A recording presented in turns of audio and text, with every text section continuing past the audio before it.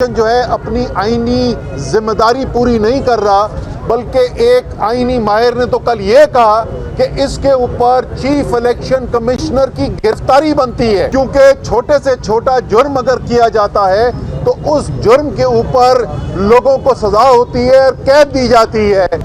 वो आइन जिसके तहत तमाम पाकिस्तान के कवानीन बने, यानी तमाम कवानीन पैदा ही उस आइन से होते हैं, जब उस आइन को तोड़ा जाए तो इससे बड़ा कोई जुर्म नहीं हो सकता इस मुल्क के अंदर। इसलिए जो इतना बड़ा जुर्म है फिर सज़ा भी उसकी उतनी ही बड़ी बनती है। ये पहले बिल्कुल वाज़े कर दिया गया है, तमाम आइनी माहिरीन का इस बात के ऊपर इत्तफाक था, और इसीलिए शायद अब PDM वालों ने खुद अपने बयान देने छोड़ दिए हैं, क्योंकि उनको खुद खौफ पैदा हो गया है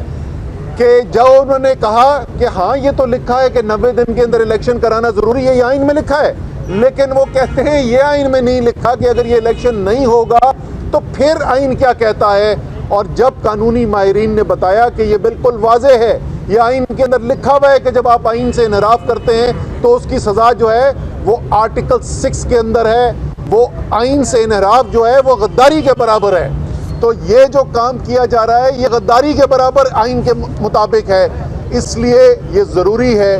कि बग़ैर कोई वक्त ज़ाया किए हुए फौरी तौर पर आइन के मुताबिक, हाई कोर्ट के फैसले के मुताबिक फौरी तौर पर ऐलान किया जाए। और हमारा तो मुतालबा ये है कि आज का दिन ख़त्म होने से पहले ऐलान किया जाए। तो हमारा मुतालबा ये है कि आइन से इनहराफ फौरी तौर पर ख़त्म किया जाए। फौरी तौर पर इलेक्शन कमीशन जो है वो पंजाब के इलेक्शंस का और खैबर पख्तूनख्वा के इलेक्शंस का तो जिम्मेदारी गवर्नर के पास है, वहाँ गवर्नर ने करना है। अदालत जो है वो यकीनन आइन के दिफा में खड़ी होगी।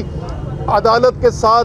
सारी कौम के साथ साथ तहरीक इंसाफ के लीडर इमरान खान, बाकी तमाम लीडर्स और वर्कर तहरीक इंसाफ के इंशाअल्लाह ताला इस आइन का दिफा करेंगे, और घसीट कर इस इम्पोर्टेड गवर्नमेंट को हमने बैलेट बॉक्स तक लेकर जाना है और इलेक्शन इंशाअल्लाह ताला करवाने हैं। पाकिस्तान के अंदर एक बहुत बड़ा आईनी बहरान जो है वो पैदा हो चुका है, और इस बहरान का